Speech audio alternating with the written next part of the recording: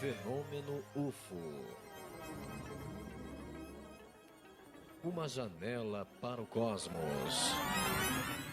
Em escala cósmica, somente o fantástico tem a possibilidade de ser verdadeiro. Fenômeno UFO. Apresentação: Luiz Ricardo.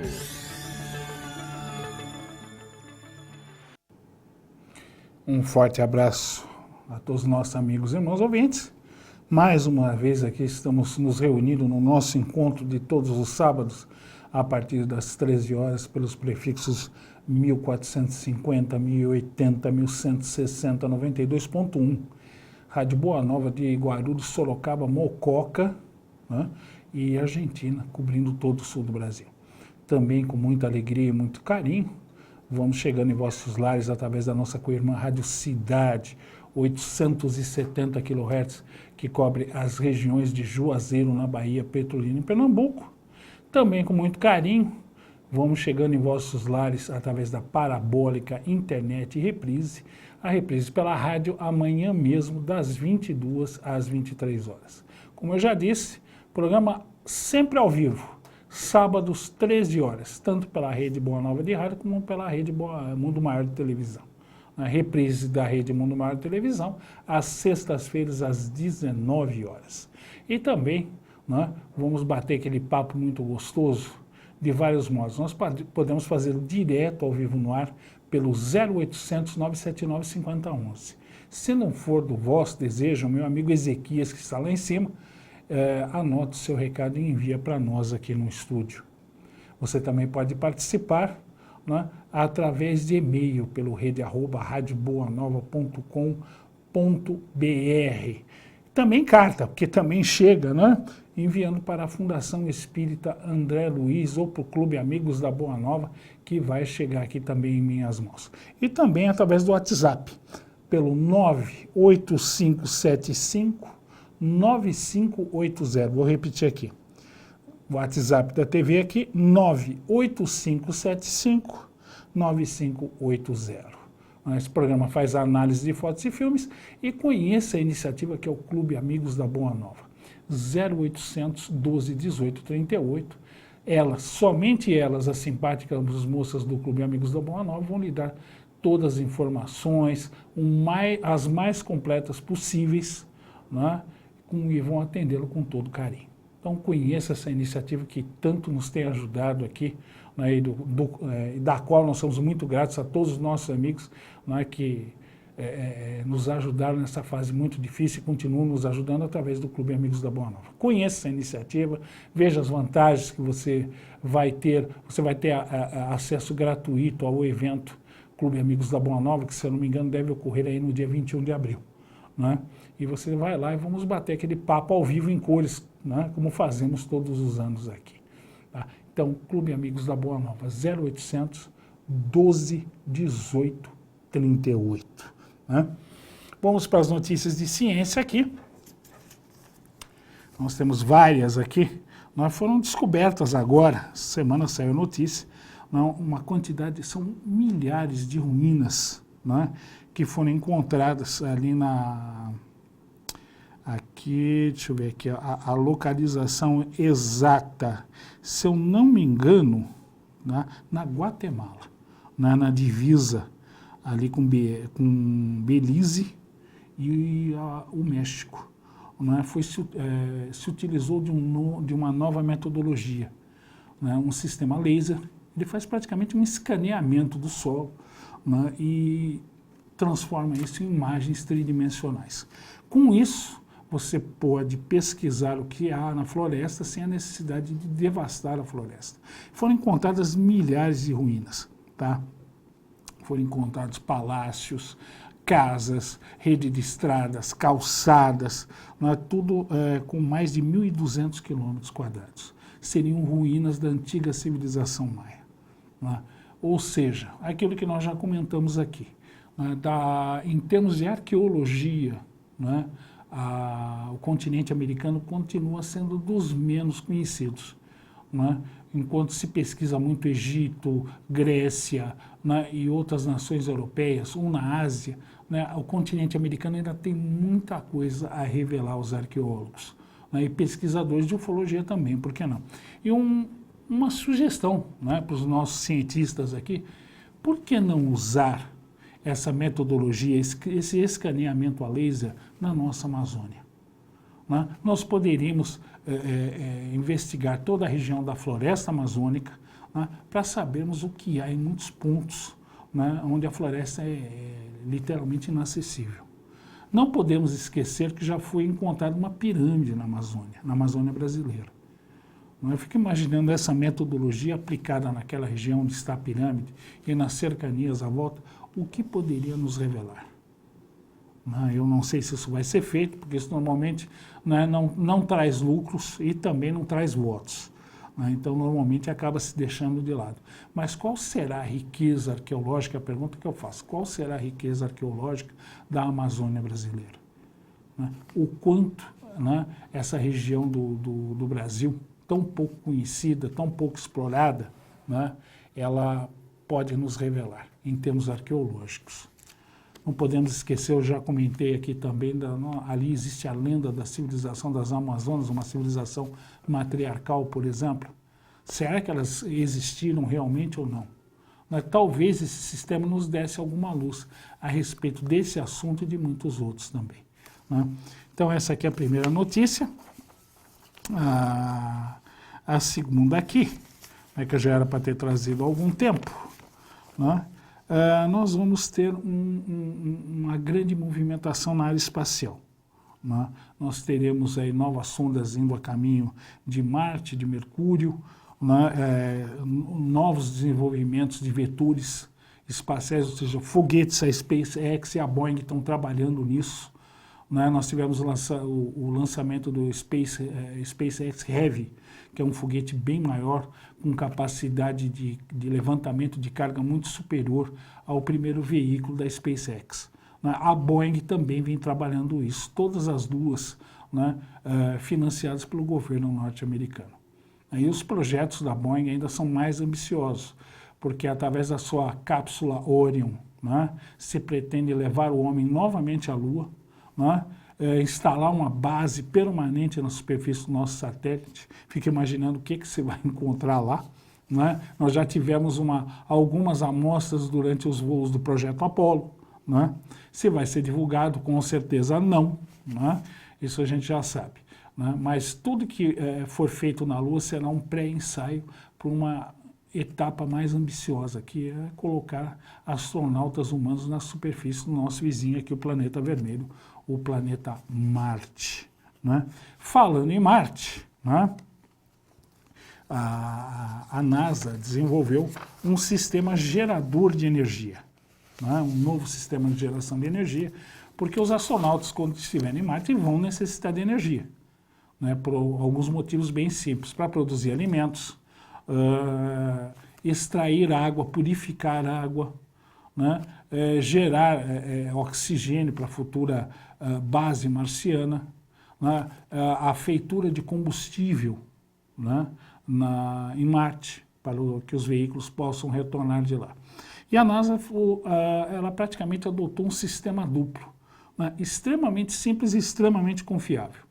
Serão pequenos reatores atômicos, o núcleo desse reator vai ser Quem já viu toalha de papel em casa, a toalha de papel ela tem um cone central de papelão, onde fica enrolado o papel da toalha. Esse núcleo de papelão será uma peça de urânio. Esse urânio, nós já estamos com o 20 na linha, esse urânio ele vai, através da radiação, vai gerar calor, que vai aquecer um determinado fluido, pode ser sódio. Esse sódio, que passa por essa primeira fase do reator, ele vai parar num motor Stirling. O motor Stirling, para quem não conhece, é um dos motores mais eficientes que existem. Ele é muito superior aos nossos motores a gasolina e diesel. Ele tem um rendimento melhor, um aproveitamento melhor da energia. Como é que isso acontece? O motor Stirling também é conhecido como motor de combustão externa. Então, um motor, normalmente, como é que ele funciona? a gasolina e o ar são injetadas dentro de um cilindro, através das válvulas, ou da válvula de admissão, né? Tem motores que tem mais, tem 4 válvulas, então 2 de admissão, 2 para os gases de escapamento que vão sair do cilindro, depois da queima, né? Aí a vela que está ali dá uma descarga elétrica, a mistura explode, o cilindro desce, né? Quando ele sobe, a válvula de saída dos gases abre, ou abrem-se, né? Possibilitando que os gases saiam, né? Depois essas válvulas fecham, quando o pistão desce, abre-se as válvulas de admissão, esse processo de bombeamento vai trazer uma nova carga fresca de combustível e ar para a nova queima. O diesel funciona mais ou menos a mesma coisa, mas funciona por compressão, ele não tem parte elétrica, ele não tem velas, né? O diesel, o óleo é pressionado contra a parte superior do cilindro, a temperatura e a pressão chegam a tal volume que a mistura acaba explodindo, né? Aí o pistão desce, a válvula abre, mesmo princípio, os gases saem, nova quantidade de diesel é aspirada de ar para dentro do cilindro. O motor Stirling não. O motor Stirling tem uma câmera, né? Ali existe um fluido que vai ser aquecido por esse calor fornecido pelo reator. Esse calor, né, vai fazer com que o ar que existe ali dentro se dilate e vai fazer com que o pistão que existe ali dentro desça. Quando esse gás esfria, o pistão sobe. O princípio é o mesmo, só que não há queima de combustível dentro do cilindro, é um sistema muito mais eficiente. Então o que vai acontecer? Nesse movimento de sobe e desce do pistão ou dos pistões, vai se acionar um alternador, como de carro, que vai gerar energia elétrica, né, para se fazer o que é necessário, né? Então a NASA planeja vários tipos desse reator, bem simples, bem confiável, que o sistema precisa ser de simples manutenção e extremamente confiável, né, para as condições marcianas, né, para que seja rapidamente reparado em caso de necessidade, porque é um sistema crítico para a sobrevivência dos astronautas que lá estarão, né? Foram as notícias de ciência de hoje. Vamos atender o ouvinte que está na linha, né, o primeiro ouvinte, antes que a linha acabe caindo. Boa tarde, com quem eu falo? Alô? Alô? Boa tarde. Boa tarde. Oh, o senhor está falando com a Arlete. Arlete de onde? De Araçoiaba. Da Serra? É. A caminho de Botucatu? Eu não sei se é caminho de Botucatu, mas A é gente perto passa de por Sorocaba. Araçoiaba, onde é que tem a base da Marinha ali, né? É. Tem o morro, né, de Ipanema, onde Isso. tem Aramar. É isso aí. Eu vou pedir só um pouquinho, Arlete, para o pessoal aqui da técnica aumentar o ganho. A sua voz está muito baixa. Ah, tá. Vamos esperar um pouquinho. Experimenta falar agora, Arlete. Agora melhorou. Ah, tá bom. Então, é o seguinte, essa última aproximação da Lua, certo? Teve 300 e não sei quantos mil quilômetros, né? Ela aproxima muito pouco, na realidade. É mais uma ilusão de ótica da atmosfera, que dá a impressão que ela fica muito grande. Mas ela teve uma aproximação, certo? Sim. Então, diz que há 150 anos atrás aconteceu o mesmo fenômeno, certo? Os cientistas, você sabe se os cientistas conseguiram saber da aproximação daquela época? As distâncias? Se teve uma diferença daquela época com esta época, agora. Bom, deixa eu te explicar uma coisa bem. Graças aos astronautas da Apollo 11, Arlete, nós podemos medir isso com muito mais precisão do que naquela época. Porque naquela época a coisa era um pouco mais estimada no passado.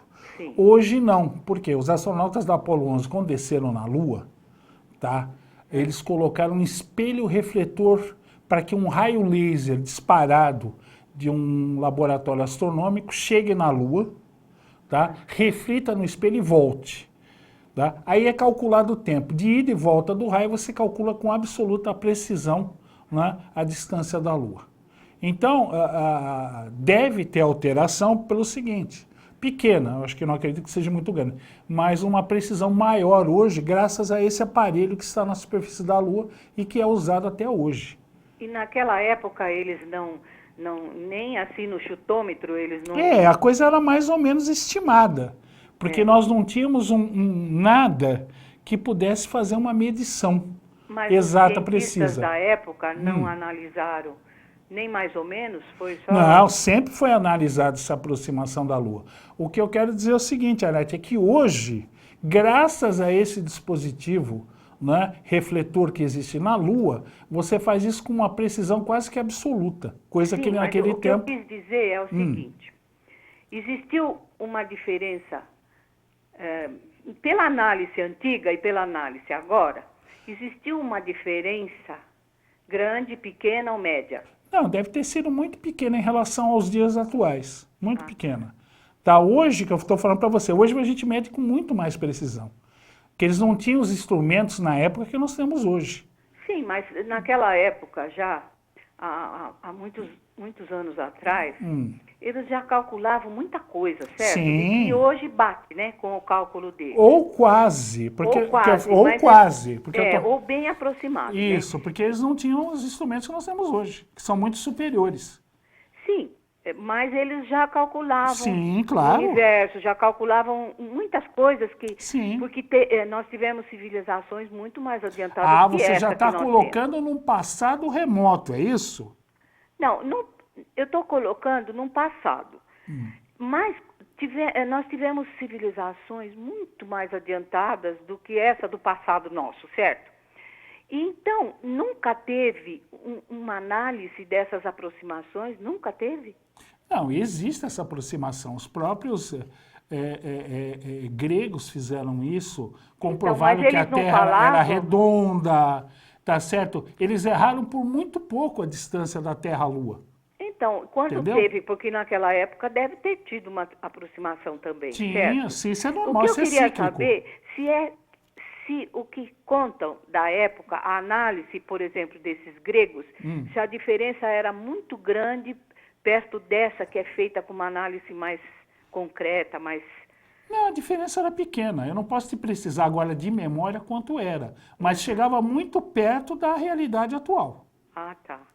Chegava muito perto. Eu queria saber essa diferença porque eu fico pensando que cada vez que acontece isso, né, essa aproximação, se ela diminui, a aproximação diminui. Não. Quer dizer, a aproximação aumenta. Isso que eu queria saber. A Lua está se afastando da Terra, não se aproximando. Não, mas então, se ela está se afastando, como que a gente nota essa aproximação e não o afastamento? Porque, primeiro, você tem o efeito ilusão de ótica. Segundo, pelas medições, a Lua lentamente, por ano, acho que ela se afasta 2 a 2,5 cm da Terra.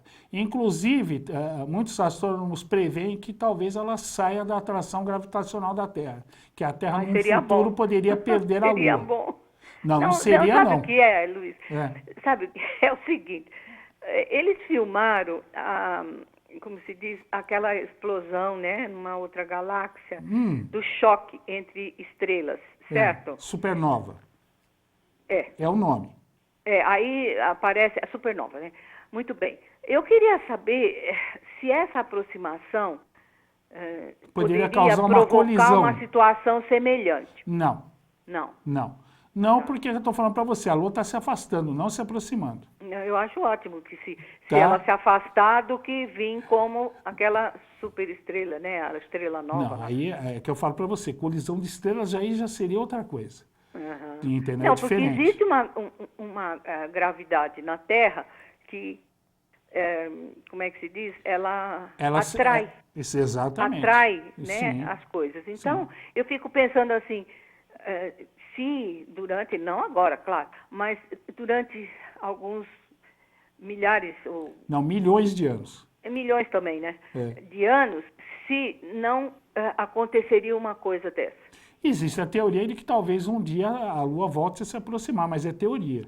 É teoria. Né? Exatamente. Não se sabe ainda ao certo se a Lua realmente vai sair de órbita, aí vai ser muito ruim, porque ela é ela que dá o equilíbrio para o planeta. Não, eu amo olhar ela. Agora, ou se num futuro talvez ela se aproxime e haja a colisão, né? A fusão novamente com a Terra. Aí não... Mas é teoria, viu, Arlete? Tá. Não dá para chegar e falar. É só um pensamento que veio, porque na realidade eu queria saber se houve uma diferença. Sim. Né, dos cientistas antigos, esta diferença de aproximação com os aparelhos agora, que são muito mais eficientes, né, do que você simplesmente analisar e colocar à disposição Como disse da população. você, no chutômetro. Entendeu? Mas a Lua está se afastando, ela não está se aproximando, não. Não, eu acho ela linda, eu espero que ela não fuja da gente, não. Também espero. Obrigado, Violete. Obrigada Tô na horinha a do você, intervalo, viu? bom fim de Para semana. você também. Viu? Fique Que dê com tudo Deus. certo. Bom, tchau. Bom, vamos para o nosso intervalo, depois já acusar a correspondência da semana e depois nós já temos algumas coisinhas para discutir bem interessantes aqui. Então voltamos já já.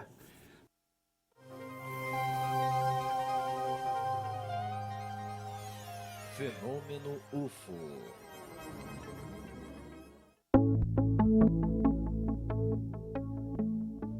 Não pode de forma nenhuma a rádio, essa TV, Mundo Maior, terminar. De jeito nenhum. Não tinha nada. Não sentia nada. De repente, uma dor na barriga, que era um câncer.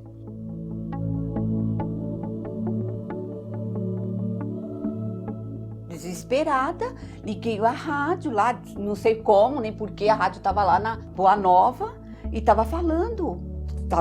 O meu problema estava ali. A Rádio Boa Nova, a TV Mundo Maior, fez a minha vida mudar da água para o vinho.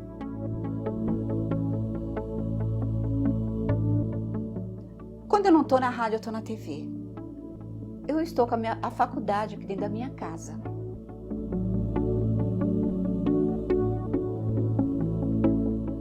Temos Deus como pai e a doutrina como mãe.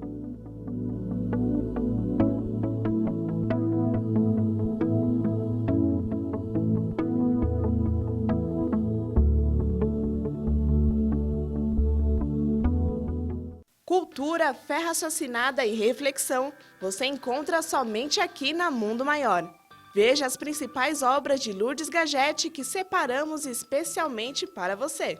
No romance A Quarta Cruz, você irá adentrar na vida de Salvatore, narrando uma de suas experiências encarnado como um romano que teve o privilégio de se deparar com a grandiosidade de Jesus e não se deu conta. Já em Marcados pelo Passado, a autora aborda como nada é por acaso. Todas as pessoas que nos envolvemos podem sim ter feito parte ou ter sido um grande amor em outra vida. Confira nessa obra como todos os acontecimentos têm um porquê, além de ter o seu momento certo de acontecer. E não esquecemos os baixinhos. Em Tininha Gota d'Água, levaremos todas as crianças para o mundo fantástico, onde aventura e diversão são essenciais. Porém, nas entrelinhas, a principal mensagem é mostrar a importância da preservação ambiental. Obras com propostas diferentes, mas que vão acrescentar cultura. Adquira já pelo site mundomaior.com.br ou através do telefone 0 operadora 11 4966 5775.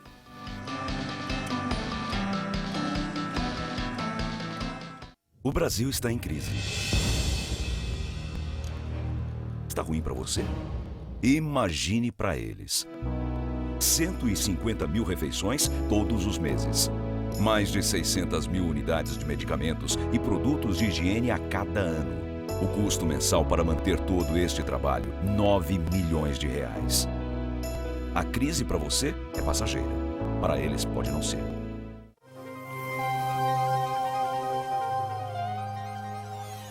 Fenômeno UFO.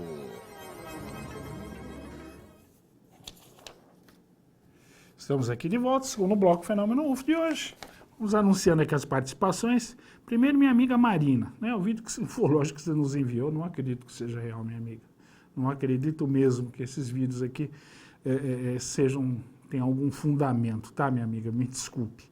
Tá? Meu amigo Glaucio, aqui de Guarulhos, comentar sobre o caso Samuel Freire. Semana que vem eu dou uma olhadinha. Eu não conheço o caso. Eu tive um probleminha com o laptop em casa, então não deu para fazer pesquisa.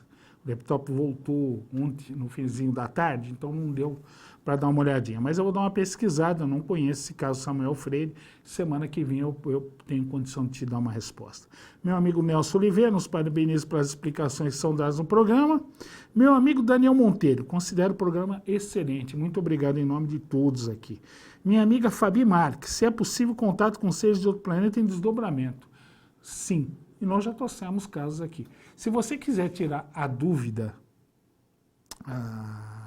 minha amiga Fabi Marques, veja a contatada Beth Andreasson ou Beth Luca.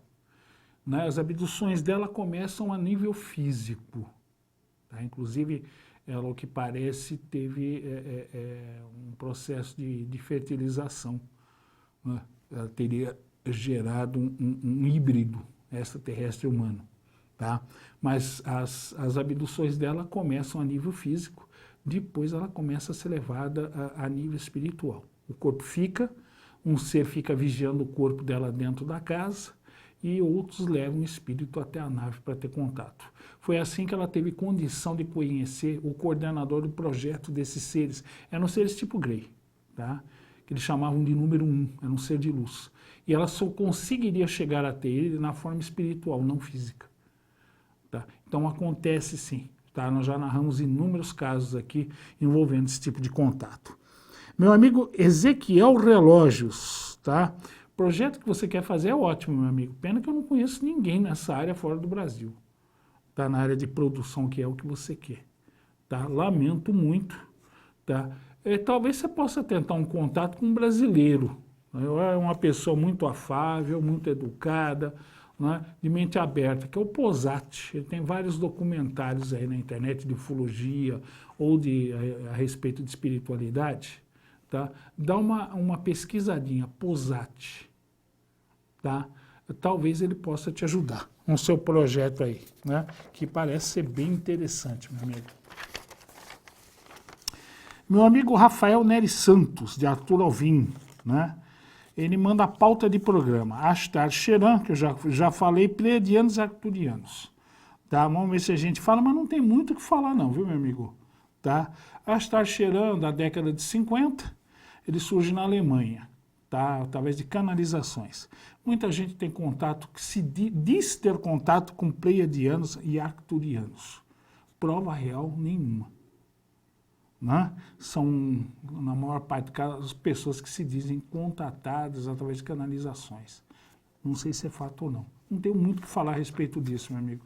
Parece ser uma coisa muito excitante, mas tem muito pouca base, muito pouca prova a respeito disso. É uma área muito delicada da ufologia, essa área de contatismo, de comunicações por canalização ou mediúnicas. Precisa ter um cuidado extremo com isso. Pode ser uma fonte preciosíssima de informação, ou pode ser o canto da sereia, meu amigo. Você vai direto para o fundo, porque normalmente, na maioria das vezes, é tudo fraude. Tá? Mais de 90% desse tipo de casos são fraudulentos, lamentavelmente. É o fator humano que eu digo. Né? Meu amigo José Alberto Queiroz Ferreira de Lima... Não, José Queiroz Ferreira, só de Lima, aqui foi por conta. Ele é de Parnaíba, Piauí. Mandou vários artigos da antiga, acho que Revista Planeta, casos clássicos. Né?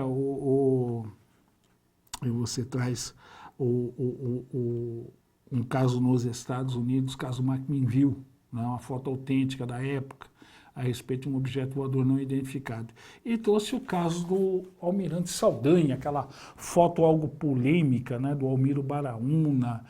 Se fala que uma das fotos apresentou fraude, o reflexo de luz, ou a posição não corresponderia à posição do Sol. Aí veio um pesquisador do GSW, Ground Saucer Watch, dizendo que a análise feita aqui no Brasil estava incorreta, porque não levou em conta o reflexo da luz na superfície do mar, né, etc. Falaram que ele usou 2 colheres para fazer, se falou muita coisa. Agora, curiosamente, para aqueles que gostam de pesquisar, eu vou dar uma dica. Existe um livro, tá? Ele é raro, ele é muito fácil de achar. Você pode tentar na estante virtual, ele não é mais editado, chamado Os Brasileiros no Triângulo das Bermudas. é escrito por um almirante da Marinha do Brasil, o almirante Saldanha da Gama. Por que esse livro é bem interessante? Porque ele menciona, né, o caso Trindade. E está citado ali no livro que ele teve a informação do comandante do almirante Saldanha, dizendo que ou mesmo objeto ou outro idêntico foi visto 2 ou 3 dias antes por toda a tripulação do almirante Saldanha. Ou seja, o caso Trindade começa antes das fotografias do Baraúna, né? O objeto foi visto antes. Isso é dito por um almirante, né, da Marinha do Brasil. Detalhe curioso, ele nos traz um outro detalhe interessante. Num trabalho de escolta, ou seja, vários navios mercantes acompanhados de contratorpedeiros, né, uma missão de escolta. Isso normalmente se realiza durante a guerra, né? Os navios de guerra escoltam os navios mercantes para que eles não sejam atacados por submarinos. Tá? Num trabalho desse, feitos por navios da Marinha de Guerra do Brasil, foi observado quando um objeto saiu do mar, um OSNI, isso quem relata é o almirante Saldanha da Gama. Esse caso ele presenciou pessoalmente, né? O objeto passa a acompanhar a frota, tá, para depois se afastar em alta velocidade, né? Por isso que eu acredito que o caso Trindade é real. Apesar de tudo que se falou, apesar da diferença de foto, que um pesquisador, um especialista do GSW, fala que houve uma falha de quem fez a análise da imagem, porque não levou em consideração a reflexão da luz, da água do mar, né, iluminando uma parte do objeto que estava no alto. A luz reflete na água e sobe, né, não teria levado isso em consideração. Então, todas as imagens do caso Trindade seriam reais, segundo o pessoal do GSW. Tá? As outras fotos, tirando essa, que aqui no Brasil foi dada como uma possível fraude, as demais não tiveram uma explicação, né? Curiosamente, nesse livro do almirante Saldanha da Gama, é mencionado o caso Trindade como algo real, ou seja, que o caso começa dias antes, né? E não no dia da foto do Almiro Baraúna. Tá? Meu amigo Wilson Catunda, superlua azul, né? Nós tivemos mais de uma lua cheia, então é chamado de superlua azul. É um fenômeno muito bonito, né? Bem interessante, mas nada de excepcional, né? Nós vemos aí a influência de 2 luas cheias nas pessoas e um monte de coisa que não tem ainda comprovação. Então a gente precisa ter muito cuidado com isso também. Meu amigo Silas de Freitas Matos, considero o programa muito bom, obrigado em nome de todos, né? Mas eu gostaria que tivesse imagens para ilustrar alguns casos aqui. Eu vou tentar esse ano, viu, o Silas, meu amigo Silas de Freitas, nós vamos tentar trazer algumas imagens paradas, aos pouquinhos, para ilustrar apenas um caso, né? Porque ainda não é possível isso aqui. Né, fazer como era feito na primeira fase do fenômeno UFO. Trazer alguma coisa para ilustrar um caso, alguma coisa, né, que eu acho que realmente você tem razão, vai abrilhantar mais o programa. Meu amigo Itamar Pires, né, concordou com a minha opinião da queda de qualidade da revista UFO, infelizmente. Né? Eu gostava mais da UFO antiga, preta e branca, papel simples. Eu acho que em termos de conteúdo era muito melhor do que é hoje, colorida, tudo mais. Entendeu? Eu acho que muitas matérias repetidas, nada assim de excepcional. Eu acho que as primeiras foram bem melhores, né? E deixou muitas saudades também as Planetas, né? Para mim, as melhores revistas, edições de ufologia que nós tivemos aqui, ainda considero elas ainda como muito boas. Né? Ali você tinha congressos, o pessoal cobria os congressos, trazia entrevistas, imagens, né? Faz muita falta a Planeta. Lamentavelmente, hoje ela tem um estilo diferente. Mas no tempo do Ednilton Lampião, o editor-chefe da Planeta naquela época, olha, é irrepreensível a revista que ele editou aí durante anos do Brasil a Planeta. Deixou muitas saudades aí para muita gente, inclusive para mim. Meu amigo Weverton Saldívia Lameira, ele faz diversas considerações aqui, né? Ele me lembrou, né, que o hebreu que lutou com o anjo foi Jacó. Obrigado pela lembrança, viu? Que realmente não dá para a gente lembrar de tudo, né? Relação ao elo perdido, você acha que houve perda de propósito? Não houve não. Não houve não. Não é isso, a nossa própria arqueologia, né, ainda não tem explicação. Talvez o elo perdido esteja lá em cima e não aqui. Né? E aí vem uma pergunta que sempre me incomodou. Né? O macaco evolui até virar o homem. Por que o processo parou? Por que o macaco não vira mais homem? Né? Ou seja, a causa disso parece que parou de atuar. Será que a causa que parou de atuar é justamente o elo perdido? A se pensar. Né? Ele também fala que a polícia deve saber de muita coisa, com certeza. Já tive depoimentos de vários policiais civis e militares aqui, envolvendo UFOs e também casos paranormais, viu? Poltergeist e outras coisinhas também, que não são, normalmente não se gosta muito de fazer relatório a respeito disso, isso é um fato. Mas concordo que o homem foi à Lua, foi o que eu falei para minha amiga Arlete, está lá o espelho que não me deixa mentir, o sismógrafo que não me deixa mentir e as partes inferiores dos módulos lunares que lá pousaram. Meu amigo Manuel Borges Filho, de Ribeirão Bonito, ele traz um relato pessoal, achei muito interessante, você disse que vai mandar mais cartas. Eu não vou poder te responder por carta, meu amigo, porque o envelope foi extraviado aqui. Eu não tenho seu endereço, código de endereçamento postal, nada. Então não tenho como escrever para você, meu amigo. Lamentavelmente, houve um extravio. Só chegou a carta. Envelope não, tá? Você me desculpe. Meu amigo Nilton do Grajaú, né? Aquele link que você nos mandou, meu amigo, nossa, ali não tem nada que possa apoiar ou comprovar o que está ali naquele link que você me enviou, tá? É que eu falo para as pessoas, cuidado com o que você vê na internet, meu amigo, cuidado do YouTube, precisa ter muito cuidado. Tem que se buscar se afundamento aquilo. Não basta apenas olhar e entendeu, meu amigo? Você mesmo vai ter que triar isso, tá? Meu amigo Itamar Paz, na opinião dele, não haveria elo perdido. Existe. Lamentavelmente, essa tese é real. É a nossa arqueologia que fala isso.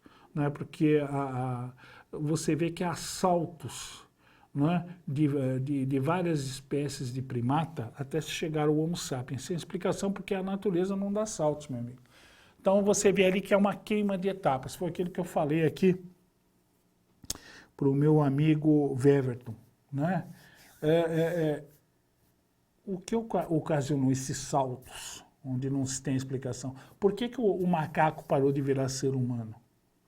Por mais que a gente queira, vamos dizer, botar pose, entre aspas, a nossa ciência não consegue conceber vida. Nós conseguimos no laboratório produzir moléculas complexas, mas é só. Vida mesmo, não. Está faltando alguma coisa na receita que eu acredito chamar esse espírito, que é a primazia do chefe lá em cima. Né? Tá bom, meu amigo? Vamos aqui que ele pede. Tá, que expliquei o elo perdido. Meu amigo Telmo Curados pela Rima. Né? Os pseudônimos eu acho ótimo. Nós nos parabenizo pelos 18 anos de programa. Ainda não. Dezembro. Final de dezembro, aí eu aceito os parabéns, meu amigo, mas ainda não chegou nisso. Meu amigo Nelson Oliveira nos mandou aquela matéria a respeito da floresta da Guatemala, que nós já citamos aqui. Vamos aproveitar aqui, meu amigo Sérgio Luiz Serafini, ele deixou umas colocações interessantíssimas. Né? A primeira que ele coloca é a respeito de viajantes do tempo. Não há provas disso. Inclusive, a viagem no tempo ainda é teórica. Alguns não acreditam que ela seja possível, outros só acreditam que se pode ir para o futuro, outros só para o passado, outros para o presente e para o passado. Aliás, para o futuro e para o passado. Mas ainda não há evidência disso. Então, muita gente coloca fotos na internet dizendo que é viajante do tempo. Então, cadê as provas? Cadê a comprovação disso? Então, colocar a imagem é fácil. Agora, eu quero ver, comprovar. Então, tem que ter algum tipo de comprovação. Infelizmente, meu amigo Sérgio, isso não existe ainda. Tá? Um vídeo de um suposto ET numa casa que a pessoa se diz abduzida. Se for daquele norte-americano, agora não vou lembrar o nome, é fraude. Inclusive tem um na cozinha, ele fotografa ou filma um na janela da casa dele e vai por aí. Tá? A coisa é tão séria que a MUFON nem passou perto dele. Passou longe, que a MUFON é uma das principais organizações de pesquisa ufológica do mundo. E eles passaram bem longe do nosso amigo lá. que eu falo para você, muito cuidado com matérias de internet. Inclusive roda a imagem desse contatado, inclusive no Netflix. Tá? Mas não tem nenhuma comprovação. Tá? Agora, a melhor delas aqui foram se Hitler, né, e o nazismo teria sido inspirado por ETs de outras dimensões. Isso é uma pergunta curiosíssima.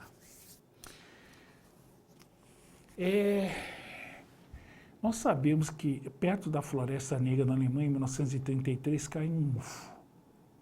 Existe uma foto algo polêmica na internet que nós vemos um ser, né, um humano. Ele parece um humano de pequenas dimensões, menos de 1 metro. Ele parece estar usando um traje metalizado inteiriço. E ele está sendo segurado por ambas as mãos de cada lado por 2 homens. Muita gente falava que eram agentes norte-americanos. Só que o uniforme deles é muito mais parecido com o pessoal das agências de inteligência alemã da Segunda Guerra, tipo Gestapo, do que com agentes do serviço secreto norte-americano na época. Né? Bom, será que saiu alguma coisa daí com relação ao nazismo? Tá? Detalhe curioso. Todos os líderes alemães das diversas áreas, Hitler, que era o maior líder, o próprio Himmler da SS, né, e outros mais, normalmente eles faziam reuniões fechadas, onde eram realizados estranhos ritos, onde se diziam que ocorriam contatos com certos tipos de entidades. Agora eu pergunto, que tipo de entidade iria ter contato com um líder nazista? A Índia, né, nos cita, agora eu não vou lembrar o nome, de um tipo de entidade, ou de um tipo de civilização, que procura dominar civilizações mais atrasadas através de paranormalidade ou mediunidade. Será? Né? Nós vemos as Vril, que traziam as informações, né, para muita gente do regime nazista, inclusive Hermann Oberth, o professor de Werner von Braun, fala que muitas das informações tecnológicas que a Alemanha recebeu, né, aviões a jato, mísseis, né, e os submarinos muito mais modernos, que inspirariam os submarinos dieselétricos do pós-guerra e vai por aí, fuzis de assalto, coisas que estariam 50 anos à frente, teriam vindo de comunicações mediúnicas. Com quem? Outro detalhe curioso, a Segunda Guerra Mundial foi fartamente, né, acompanhada de combatentes fantasmas ou objetos voadores não identificados. Será que esses seres apenas estariam acompanhando a barbárie humana aqui embaixo? Né? Ou, né, estariam impedindo de algum modo que o nazismo ganhasse a guerra? Se você pega a história do nazismo, a Alemanha não ganhou a guerra por muito pouco. Contra a própria Inglaterra, se ela tivesse insistido mais 2 ou 3 meses, né, e continuasse atacando, a Inglaterra teria capitulado. No entanto, de repente a Alemanha para, curiosamente, né, os aviões alemães, os caças não levavam tanques extras de combustível, não podiam permanecer muito tempo no ar em combate. Ninguém pensou em botar um tanque de combustível extra lá embaixo. Olha que curioso. Quando a Alemanha invade a Rússia, né, Hitler não teve um projeto de invasão direta, como por exemplo na França. Foi direto para Paris, tomou conta e acabou. A Polônia, Varsóvia, a mesma coisa. Né? Na Rússia houve uma série de marchas e contramarchas até que chega o inverno e o general inverno, como eles falavam, acaba detendo o exército alemão. Será que todas essas burradas, né, foram erros de julgamento ou será que alguém fez com que atitudes erradas fossem tomadas para que o nazismo não imperasse aqui na Terra? Existem muitas coisas relativas ao nazismo que são muito estranhas. Né? Todos os países da Segunda Guerra Mundial tiveram magos a seus serviços, adivinhos, videntes. Aleister Crowley, né, era um mago que auxiliava os governantes ingleses. E outros que a gente nem sabe. Os Estados Unidos também devem ter tido os seus. Dizem que houve uma verdadeira guerra paranormal nos bastidores da Segunda Guerra Mundial. Né? Infelizmente não dá para falar mais, nós estamos encerrando por hoje. Né? Eu queria agradecer a audiência, está sendo maravilhoso o carinho, né, a atenção de todos aqui. Então, queria desejar uma ótima semana a todos. Carnaval outra semana, juízo nas estradas, nas ruas. Brinquem bastante, mas com a devida cautela. Uma ótima semana a todos. Fiquem com Deus e até o nosso próximo encontro semana que vem com o seu, o meu, o nosso Fenômeno UFO. Um enorme beijo no coração e até lá.